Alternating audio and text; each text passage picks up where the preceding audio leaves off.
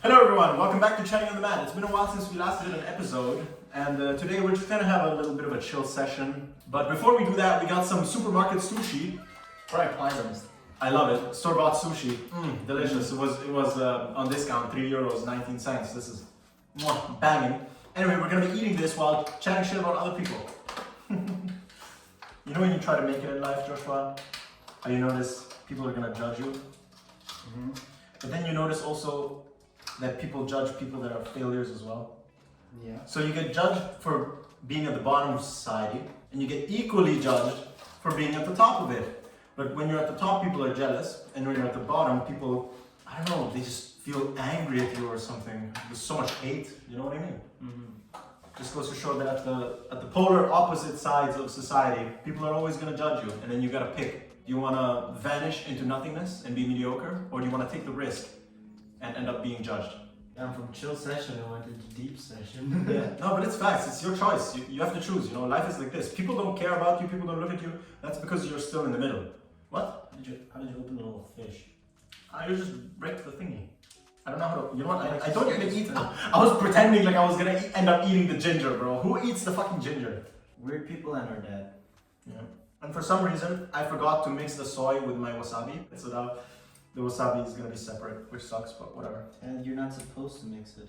Yeah, I know, but it's just more convenient. The tales of eating store-bought supermarket sushi. Is it good or mid? That's delicious. For real? Yeah, that's super good. That slaps. I mean, if you think about it, they have the little dudes there making it. This was from Lidl though. This is the factory made. This isn't the one with people. Looks good though. Also, I like how you call the people who make sushi. Yeah, little people. Sorry, that's not what I meant to say. I meant to say, like, you know, there's a little booth. The people aren't little, they're normal. You got the little people. This shit is good, with a capital D. You gotta choose if you want to take the risk of being average and then disappearing. If you want to take the risk, maybe make it, and then maybe if you're unlucky you won't make it, then you end up at the bottom of society, but you're at least more fulfilled. I'd rather die trying than live regretting.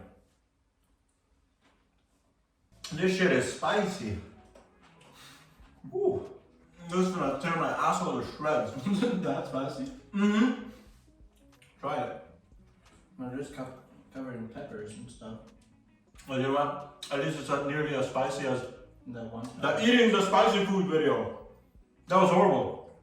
Chatting on the mat. Not chatting but standing. Otherwise, it would just be regular standing, regular chatting. But yeah, following up on my point about choosing to be average, choosing to try and then maybe fail. You notice the people that fail at anything failed because they gave up. If you never give up, you always make it.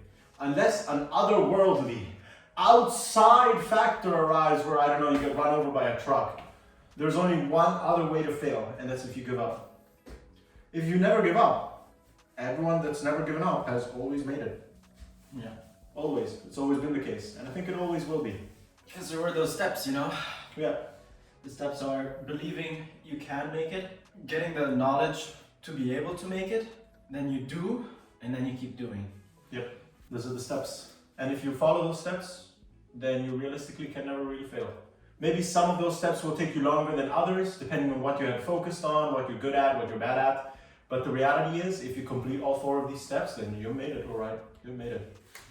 Because if you want to be someone that has the things you want to have, you just behave like that someone that has the things you want to have. And eventually you'll have the things you want to have. Wow, philosophical. Like people who listen to core constantly. They're like, oh, the world is so unfair. I'm so heartbroken. You know? Yeah, core. Yeah, if things suck, why do you need reaffirmation that things suck? Like, yeah, that's so stupid. You don't need to like listen to it the whole time. Yeah, it can never help you to reaffirm your shitty situation. You're already in the shitty situation. What's the point of reaffirming it?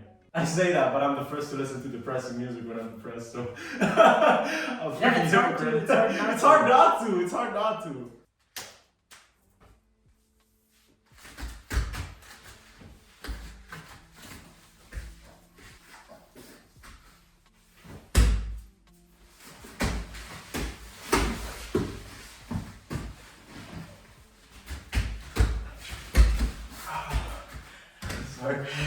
That was my goal. I just wanted to repommel.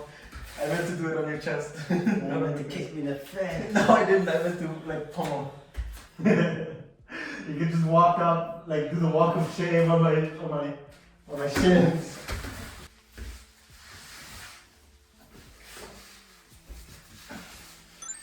Oof, yeah, Josh really got me. He also passed my guard. Good job.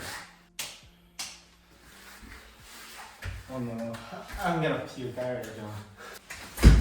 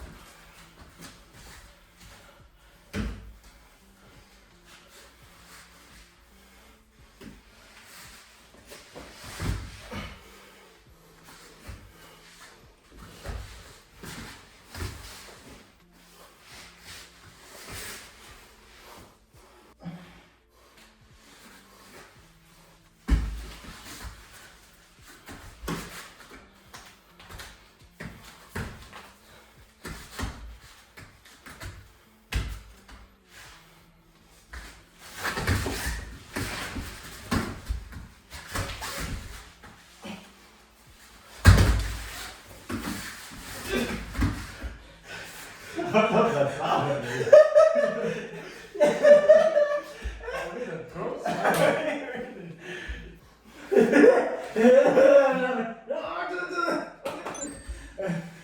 He did a very good job not letting me have headquarters.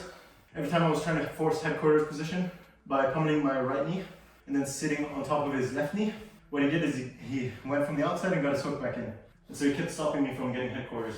Meanwhile for me, I noticed and I always looked out for it, and I saw on Joshua's recovery, he was coming back up, and on his recovery he kept his knees close. And because his knees were close, he could get a dummy mount.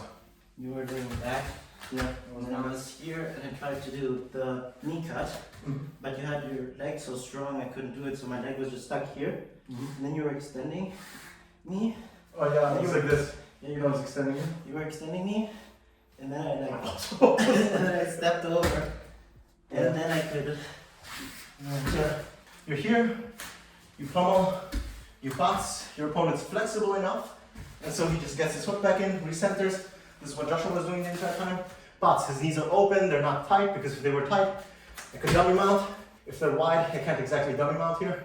Pummel, get headquarters, pressure.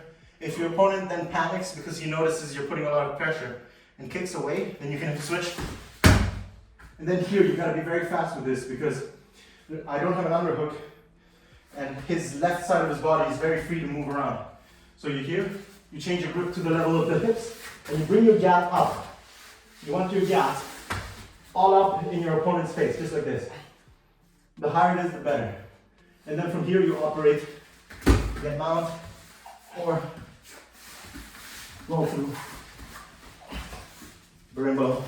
It's up to you what you want to do. Anyway guys, that was it for this episode of Chatting on the mat. and we'll see you in the next one. Bye bye!